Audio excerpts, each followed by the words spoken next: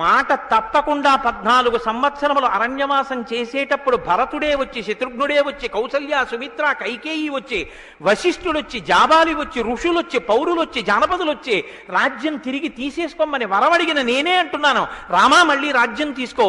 ఎవరి కోసం అడిగిందో ఆ భరతుణ్ణి చెప్తున్నాను, రామా రాజ్యం తీసేసుకో అన్నా సరే, సత్యమేవేశ్వరో లోకే సత్యం పద్మాశ్రితా సదా సత్యమూలాని సర్వాణి సత్యాన్నాస్తి పరం పదం. నాకు సత్యం తప్ప ఇంకోటి అక్కర్లేదు. ఎవరు వరం అడిగాడో ఆ నా తండ్రి లోకాన్ని విడిచిపెట్టి వెళ్ళిపోయాడు. ఇప్పుడు మళ్ళీ ఆ వరాలు వెనక్కి తీసుకుంటున్నాను, రామా రా అని చెప్పడానికి తండ్రి లేడు.